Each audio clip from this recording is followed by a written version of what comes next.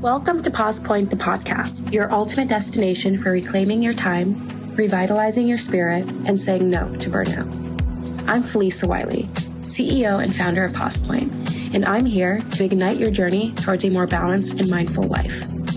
Join us each week as we delve into practical tips, inspiring stories, and expert advice designed to integrate mindfulness into your daily life. We'll explore mental health tips, discover ways to strengthen work-life balance, and find methods to reduce your stress. Whether you're new to mindfulness or seeking to deepen your practice, we're here to spark action. It's time to reclaim our time, take more breaks, and infuse our lives with moments of peace and rejuvenation. We'll share practical tips, inspiring stories, and expert advice to help you thrive in today's fast-paced world. Let's create a mindful world, one pause at a time. Welcome to PausePoint, the podcast. Today's guest is Lisa Anzaldua, holistic psychotherapist, spiritual guide, and neurodiverse couples counselor, known for her deep healing intensives and trauma-informed coaching. Lisa, welcome to the show. What can you tell us about yourself? So, neurodiverse couples counselor and transformation coach, integrating spirituality into the psychotherapy. And it's more of a psychodynamic, in-depth psychology approach, which is essentially getting to the root cause of the source of our challenges from a psychological perspective, we'll get into that, I'm sure, as well as from a spiritual perspective and integrating the two. So transformation can occur in a meaningful and profound and efficient way. Neurodiverse couples, I specialize in working with where one person is holistic, non-autistic, and the other is autistic. And it's usually what it used to be referred as Asperger's, level 1 ASD, or high functioning, which I know there's some controversy around using that sort of language at present, but those are my couples. And then I have a group for the women who are married to men on the spectrum who have a unique dynamic to they find themselves in. And oftentimes they're experiencing ongoing traumatic relationship stress. And I help them recover from that and gain a sense of well-being in mind, body, spirit, and empowerment so that it enhances their relationship in general, or at least they feel empowered in their relationship. Both parties are just communicating and experiencing each other in very different ways. And neither is wrong. They just have to learn how to communicate. And then, yes, so I'm kind of rambling. That kind of sums it up. I love that. And by the way, I'm neurodiverse because neurodiversity is a complete spectrum. So for me, it's like anxiety. It also goes as far as autism, Asperger's, X, Y, and Z.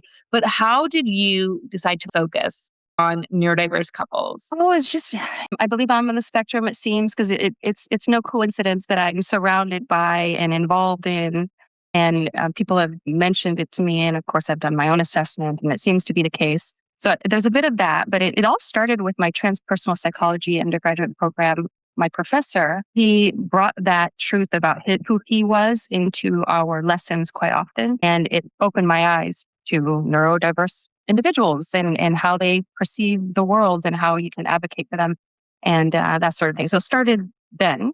And it was fascinating because we often think of ASD, specific autism spectrum disorder, difference, I should say, in a very unique way that it's very black and white thinking and that sort of thing. I was surprised by my experience with my professor, which speaks to the fact that it's a spectrum, who was incredibly deep, nuanced, and could see a lot of gray area and could project things and imagine things about the future, which are often markers for ASD. Not having those capacities tend to be markers, but he was not that case. The point being, the spectrum is so broad and everyone's so unique. I'm not sure where I was going with that. It started there, and then it was just fun talking about myself. And then I happened to start my associate therapy program I was hired by somebody who specializes in neurodiverse couples, and it just kind of evolved from there. I love that so much. So as a neurodiverse couples counselor, how do you help partners navigate different cognitive or emotional processing styles? Yeah, so it starts with doing our best to allow each other to in interventions in the process, identifying the ways in which each other is interpreting each other's behaviors, and taking from there, then identifying the felt. So, for instance, we can describe a holistic neurotypical, let's say, person can describe all sorts of emotions in depth, all the nuance of emotion. They know the names. It all resonates. It all makes sense. Oftentimes for ASD folks, there's a bit of that's not the case. If one is experiencing an emotion and is trying to get the other person to see what they're feeling and to understand it, we often fall short there because they experience it very differently. So if you, for instance, address it from the perspective of how are they feeling in their body when they say that they're sad, what is that sensation internally in the nervous system? And then communicate by virtue of what's happening internally for their partner. How do you help partners navigate different cognitive or emotional processing styles? Oh, okay. So it's that. And then the neurotypical person identifying the unique interpretation of their partner, how they perceive things and interpret information and process information. And then learning if it is in fact difficult for them to have experience gray area and to see things nuanced and subtle, rather very either or, then working with that, recognizing that's how they see the world. No matter how you try to explain things or want them to see the gray, it's not something that can be forced. It just isn't. So you learn each other's language, right? No, I think that's actually a really important thing. I think for even outside of neurodiverse couples, it's like all couples, understanding the language that your other partner speaks, accepting that is the language that they speak, and really trying to understand how they think things through and their thought process behind things. Because we're all people, we're all individual, we all have our own biases, our own information that's skewing how we view the world based off some of our past experiences. But in neurodiverse couples, I could very easily see how their life differences and experiences are shifted only because of their neurodiversity, and how someone who's neurotypical may not necessarily know how to not deal with it, but talk to them or understand them. And it's just a different type of person. It's tricky. It really is tricky. But the good news is that there are tools and there are processes, and if you apply them, then there can be some harmony there. Harmony is absolutely, it's possible, 100%. Now, what would you say are some common missteps neurotypical partners make when trying to quote unquote understand their ASD partner? They internalize and make meaning and create narratives around their partner's behaviors. So for instance, because theory of mind is a challenge for ASD folks normally, which is someone they're in a relationship with is experiencing something maybe very challenging for them. A parent has passed or something along those lines. Oftentimes, and this is very generalization, the ASD folks, they're not putting themselves in their partner's spot and then seeing their experience from there. It's difficult to do. So they respond as best they can to what they're perceiving as the distress with their partner. And oftentimes, for the neurotypical, it feels as though it's not enough. And so they feel abandoned. They feel like when I needed this person the most, they weren't present for me. The person was, in their mind they were, but their behavior oftentimes doesn't show it. So the neurotypical can make all sorts of meaning out of that. Like, this person is never going to be there for me, and this person, he doesn't love me, and all sorts of stories, right? So that's where we have to be cautious of what the narrative we're telling ourselves, and then be able to learn these tools for communicating to your partner what you were experiencing and encourage them to see a bit of what you need and to respond, give them very specific tasks in response to that. So you say, in the future, if something like this were to happen, this is what that would look like. My need for feeling taken care of would look like this, 1, 2, and 3. And so now they have a mental note of how to respond in the future. No, I like that. The strategic breakdown of taking that mental note, taking a minute back to say a mindful moment to be like, I need to proceed with caution, and I need to either clarify X, Y, and Z. And I also need to remember that this is what my partner, what he or she does in these cases, and then use that, but not necessarily make it their own story about what's going on. So I can see that it takes a lot of, not necessarily energy, but there's a lot of ebb and flow with this. That's tricky. Yeah, there really is. Oftentimes many of my clients, they have been in the relationship already for 10, 15, 20, 25 years before they know that, I'm ASD, or, oh my gosh, my partner is on the spectrum, no wonder. And so there's there's all this backtracking that has to be done. They see now the past from a completely different lens. But the challenge there is that by then, so much, and I don't mean to say this, but damage to the relationship has been done unknowingly from both parties. Had they known it in the beginning, they would have had that platform to work from, to build from, completely different experience. But when it's 20 years later, so much hurt has accrued, so much hurt that then these walls around our hearts have been built up in these protectors. And so then I'm there with that. I'm with this strong protectors with deep, deep wounding, protecting the vulnerable parts underneath that, behind that. And now they can only communicate from the protector. And so it's a lot of undoing. And the nervous systems now have acclimated to a state of freeze, usually is very common, flee or freeze. And so we have to recalibrate the nervous system. Right? We've got to go back and heal the wounds that occurred throughout those 20 years. And that's a bit of a process, if you can imagine. And then they're like, and then maybe my heart can soften for both parties. And then from there, how to move forward with a roadmap. So it's a bit of a process. So I could only imagine. And I'm curious, how do you incorporate mindfulness or reflective practices into couples healings? So this is incredibly important because it's that meta awareness of yourself. So being able to, especially when triggered, the partner does something it reminds them of a past occurrence that hadn't been resolved. Oftentimes things haven't been resolved. There's been so much hurt to each other that hasn't been resolved. So it's natural that anything that looks similar to those past occurrences in the present, will emulate the past. So there's a lot of energy there. There's so much energy. And so it's just being able to, for instance, being aware that this is what's happening in my nervous system. I have tools like breath. First of all, breath work, phenomenal. If you could these are messengers. Every time we're triggered, it's a beautiful message. It's a window, an opportunity into seeing what hasn't yet healed. And people often ask, well, can I heal while I'm in the relationship? Because they're like, okay, what do I do with that? Knowing I need to heal, how do I do it? I'm in the relationship. I'm met with this every single day. This is where this internal journey of healing is inner child work. That is, I know I'm speaking of past early life experiences, but there's still this process that one can do, shadow work essentially, where they can go back into each of these occurrences and release the negative charge through an internal process using active imagination.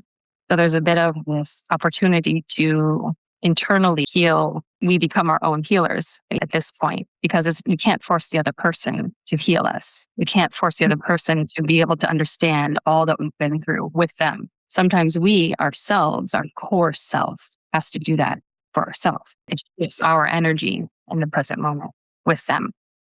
Is that making sense? I'm a little bit all over the place, I realize. No, I think you're making perfect sense because essentially what you're talking about is becoming your own master healer. You're saying no one else can do the work. And correct me if I'm wrong. You're saying that no one else can do the work for you. Only you can do the work for yourself. Especially in these types of relationships. And what's amazing to me is you're saying that these people have been in relationships for like 20 years. And to me, that's amazing that they can have all this hurt that has accumulated for all of these years to me, you're still together. So there's still love there. There's still something that's tying and keeping this tether bound. And when do people decide that it's time to seek your assistance? They usually, it's very common, number one, for parents who have their children in school, who then their child has been just recently diagnosed with autism. And suddenly they think, oh, well, that makes sense. Oh my gosh, I think, in fact, my husband is usually like, my daughter or son just got diagnosed. Light bulb. Oh my God, I think my husband also maybe, because there is a genetic component. And then suddenly this whole new world opens up to them. Oftentimes the ASD folks are resistant to the diagnosis. I have to admit that's very common. All these false narratives and stigmas that, especially in our political climate, unfortunately today, are various reasons. There are other reasons why one would resist that diagnosis, right? So that poses a challenge, obviously, because without accepting it and knowing what's there, how can we use the tools? So that's tricky because there's shame that we have to work with. And so that's very common. Another way is just after so many years, they're on the brink of, there's this attachment because with attachment theory, for instance, that we get attached physiologically to and habitually out of pattern and conditioning, we become attached to people in our environment, to those we're in relationship with. So there's this attachment there. However, they are starting to experience, both people, and usually the autistic partner is calling me, is experiencing psychosomatic illness of some sort. And they recognize so much anxiety and stress about this relationship has resulted in my physical health suffering.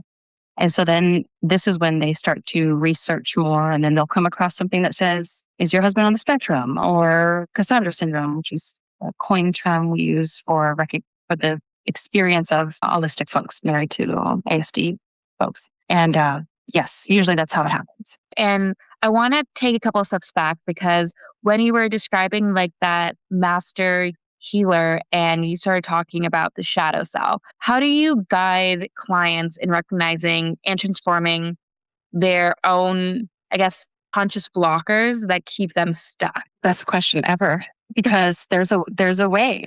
There is a way. So we have to, anytime we're stuck in any area of our life, I'm going to invite two different ways of seeing this. I'm going to start with let's say the psychological perspective. We must address the emotional energy that is, and I could start talking about energy centers and chakras. I'm going to avoid doing that because I'll start to go in that direction. So I'm going to keep it as vague, as general as possible, still making the point. There are emotional tethers, let's say, related to past experiences that have informed our perception of self, other, the world, or that particular area of your life, the energy of that particular area of your life. So beautiful. So we know that that's informing. It's not, if there is a challenge. So all challenges are our service to. If we can start to realize that every challenge is happening for us. First, start with that mindset shift. This is happening make this like your daily truth. Integrate this as you keep saying it to yourself. This is happening for me, not against me. I'm bringing this, my higher self has brought this into my life experience because it's asking it through this experience. It's causing me to evolve my soul in some very, very important way. So every challenge. And of course, there are those, a certain area of our life that are persistent, right? Here I am again. This is the same. It's a fractal. It's a pattern that repeats itself. So here's an opportunity to do this inner work, which is essentially healing the emotional body first. And the way we do that is not by rejecting it, is by bringing love and light, attention, understanding to the part that has been cut off, wounded, out of fear, out of pain, out of suffering, out of misunderstanding. So you turn toward it. And you, as if you're talking to a child. How would we turn to an 8-year-old who is experiencing shame, who feels they've done something wrong, or who feels they're not allowed to speak, no one wants to hear them? We would turn toward them and we would say, wow, oh my God, I can't believe you're feeling this. There's nothing you did that was wrong. You did that to protect yourself, or that makes sense from your perspective. And so you really, really love anything that you are ashamed of or confused about or feel resentment about or unforgiveness to yourself. You think you've made a mistake. Do this in alpha state meditation, in deep contemplative meditation. Imagine yourself at that age. You ask yourself, where do I feel this in my body? Say you feel it in your chest. There's a tightness in your throat, in your chest. So let's say pattern reoccurring. You start to question, why is this happening? Here I am again. I guarantee you've got shame because here you are again, right?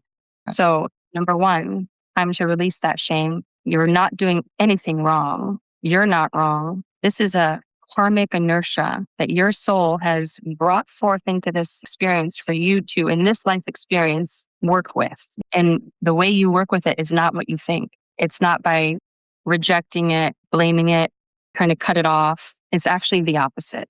You move toward it and you recognize, I've not done anything wrong here. This is, like I said, what I just said. And then you start to ask questions. Where is this coming from? You know what?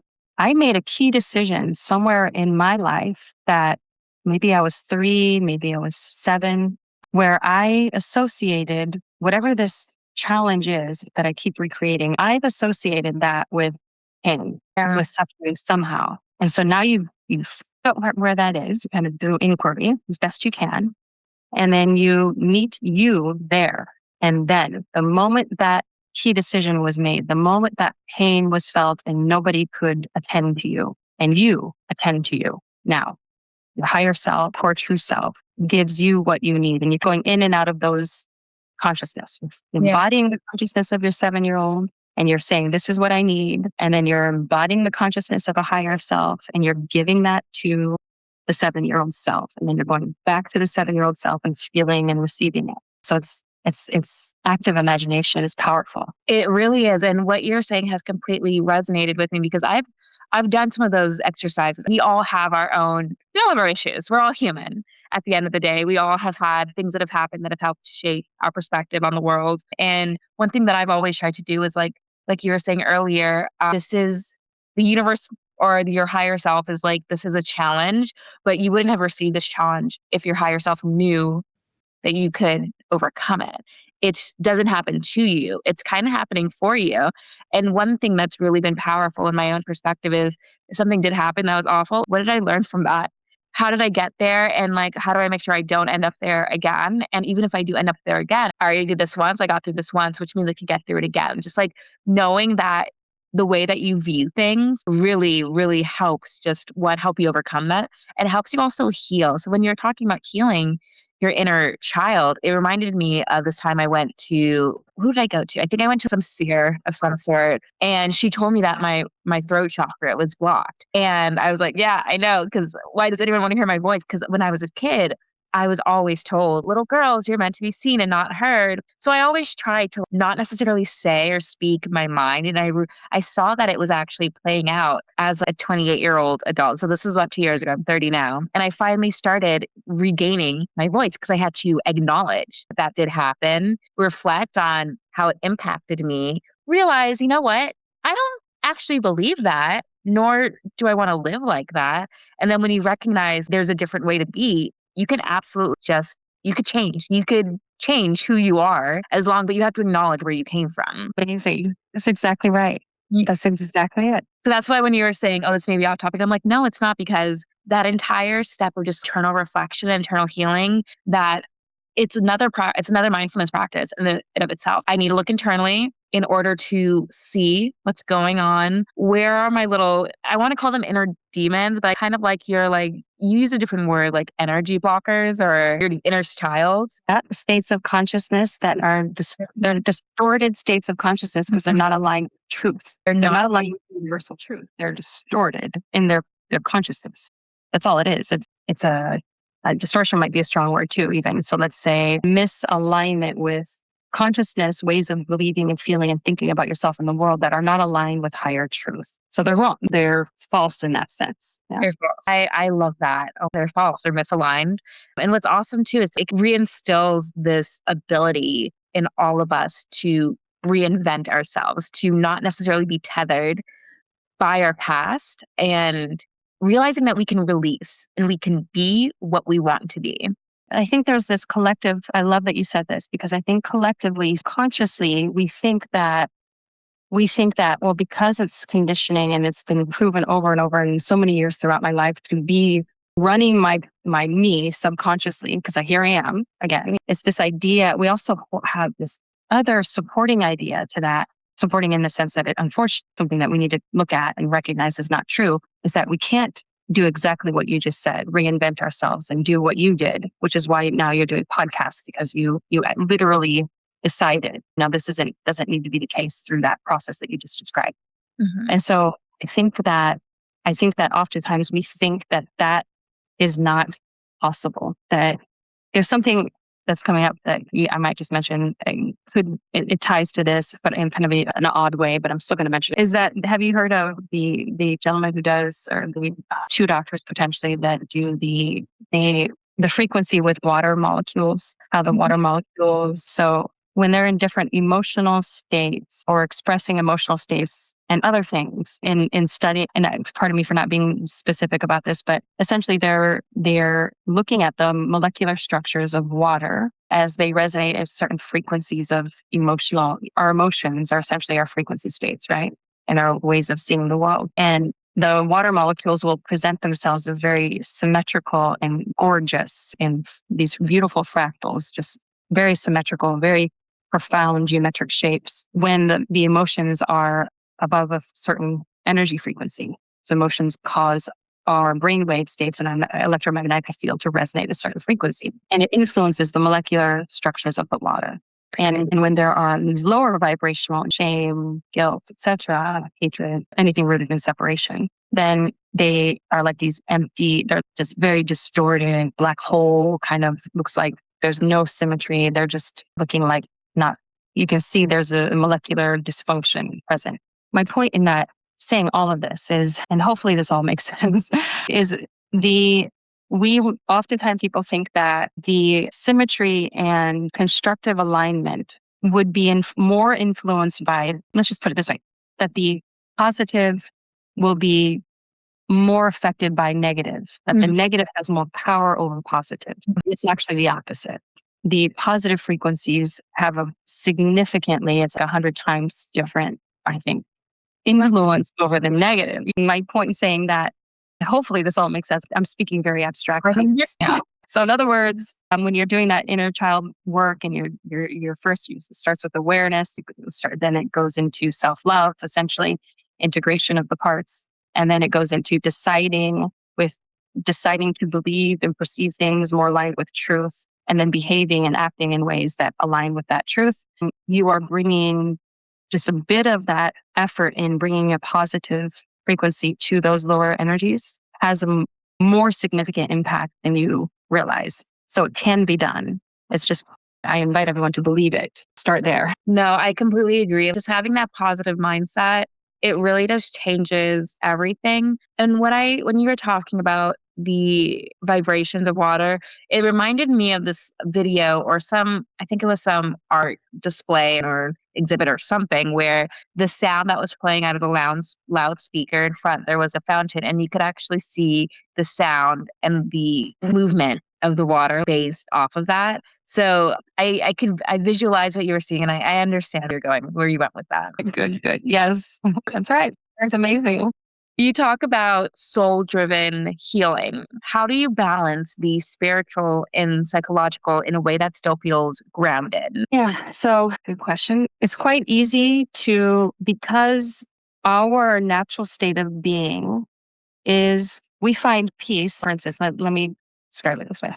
There's so much peace experienced within our being when we are merging with the divine, with higher consciousness. For instance, in a deep meditation, there's this experience of loss of self, of the ego self, rooted in time and accomplishments and restrictions to physical reality. When we're in a state removed from that awareness, we're in an expanded state of being. We recognize that we aren't any of those things that we thought defined us. It's the absence of definition of self, because we're re-merging with oneness in these states. That's in and of itself phenomenal. You will begin to see things more clearly about your own behaviors, about your own feeling states, about the world. You'll start to activate your heart center when you have more and more experiences like that. Yeah. It's sort of inevitable, right? So oftentimes, however, we forget that the human experience is also a divine experience, and that we can bring these insights that are felt and experienced in these higher states into our physical everyday beingness and presence in the world. And so this is where you start to be hyper aware of that misalignment. We all have all characteristics of every human in ourselves. We are not one-sided. We are not only benevolent or only, but we do have this choice that in our daily life, every single time we experience the absence of oneness, the perception that we aren't one.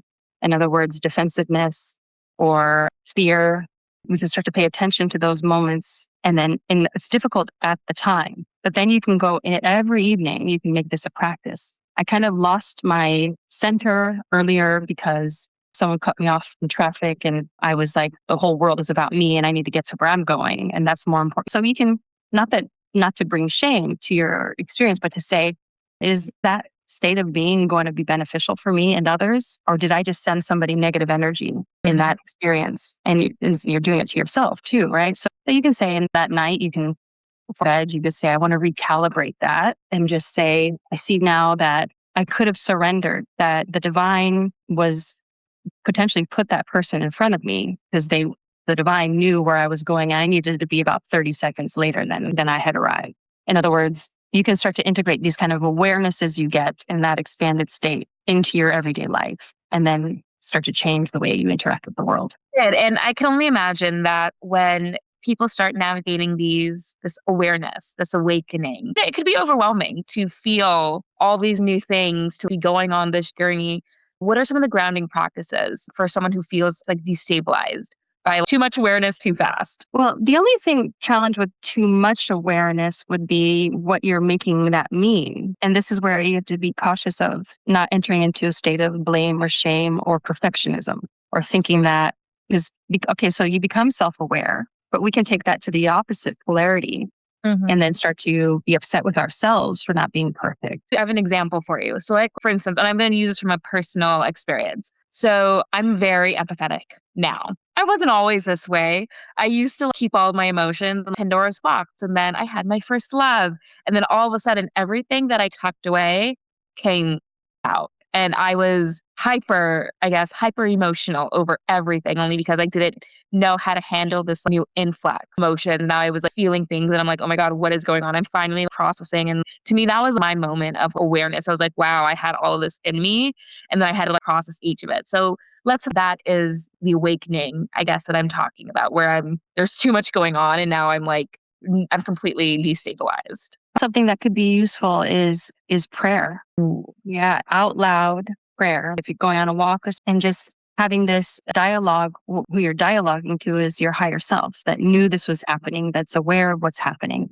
But it also allows you to also integrate your experience, make sense of it. Because tell me a little bit about what was the most challenging part of that. So a flood of emotions arrive that you didn't know you had. Is that correct? Yeah. Okay. And that felt like overwhelm? Well, it was absolutely overwhelming. I remember this. Someone would tell me something sad, and normally my usual response would be like, oh, that sucks. And I was like, well, I started feeling their pain. I had empathy that I never even knew or I never utilized before.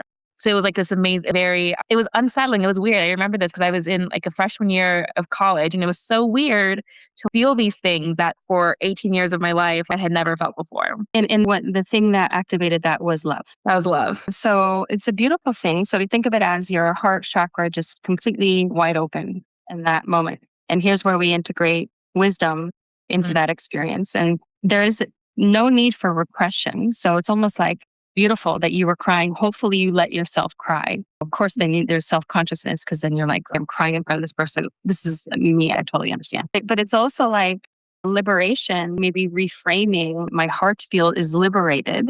And I'm going to go through a series of energies flooding through me that had been repressed previously, which I know you had said. But it's a bit of, so grounding so if that's the heart center, grounding would be your throat center, integrating throat center and solar plexus and your root chakra and that sort of thing up in the sacral area. So the above and below energy centers. So practices that look like, for instance, so integrating wisdom into the experience. So then you can reflect back and think to yourself, am I seeing this from a place of not recognizing this other person's resilience? I'm overwhelmed with emotion because I'm also not realizing that they are resilient. So then you can start asking those sorts of contemplative questions. But then you can do breath work exercises like Wim Hof breathing, and that will help recalibrate your nervous system. And you can also put, of course, nature and creativity. So if there's something creative, which it sounds like you may have done that, bring that energy into something creative for yourself. That's a good way to channel it. So now I want to pivot this back to you because all of that you are so wise just from having this conversation, which I'm completely enjoying, by the way. Thank you so much for joining us. I really appreciate it. So psychotherapist, spiritual guide, couples therapist, you are holding space for so many clients. How do you stay grounded? I love this routine that I have, which is every morning meditation. to clear energies from your auric field, your energy centers. But then from that place, entering into the state of I am, which is essentially recognizing that the God within. So it's the field of empty presence and pure divine love that you can feel in your entire being. That's sort of ground zero. Now I'm back to reality, which is actually what I consider that more reality than this. So it's like a re-merging, remembering your divine nature and oneness with all. And when you're in, and so this is through, you enter into alpha state meditation. So there's music that can guide you to alpha state. There's breathwork techniques that can bring you to an alpha state. And then you start setting your intentions, because the ego self, which is only a set of beliefs, but it keeps us stuck in patterns and in ways that leave us feeling in a state of fear or separation from others. And you go into that empty kind of oneness state, and you set the intention for your day. And if you set an intention, for instance, relative to the highest well-being of every person that you interact with that day, in other words, my intention is to be in a state of my highest possible frequency that I can. And as I interact with others, they feel self-love when they interact with me. So set the intention. Otherwise, the ego, this is where I was going with ego, those will dominate. They're going to take over no matter what. This is what the momentum has been throughout history and this 3D reality that we're in, third dimension we're in now. So that's the momentum that is built up. So we have to set intentions so that doesn't default back to previously, right? So do your best to do that. And then, as I was talking to you about earlier, about where I fell from grace, so to speak, the day before, and how can I bring love to that situation, to the person, send them love, forgive myself, that kind of thing. And then exercise. Exercise is very spiritual. You're cleansing, you're being grateful for the oxygen that you're breathing in and for your body. Anyway, so those are the things. I love that. And you're absolutely right. Physical exercise is so important. It's when we want to take care of ourselves, we have to also exercise. We're doing mental exercises in terms of shadow work, spiritual healing, whatnot, but we also need to think about our physical body as well. And you're right. We let out so much sweat. Even going to a sauna and detoxing it's a great way to just take care of your body. So good. Every single day. I feel like everyone should go every day. So we're coming up on time, but what is one thing you would like listeners to take away from our conversation today? I think self-love, and that's such a vague term that we throw around, right? Yeah, I'm going to say anytime you find yourself judging yourself, so essentially judging yourself, I'm going to invite you to take a moment to recognize your value and your worth as an individual in two ways. One is like we are an emanation of the creator, universal law, rooted in oneness. We are an expression of that, like a sun has its rays. So the divine is within us, just as the sun is within a ray, yet it's unique and individuated. So you are inherently, therefore, divine, pure love essence. Just it has nothing to do with accomplishments or your appearance, has absolutely nothing to do with that, because that's all relative. It's all subjective. Think of yourself as you giving a gift back to the creator by deciding to align with what lights you up.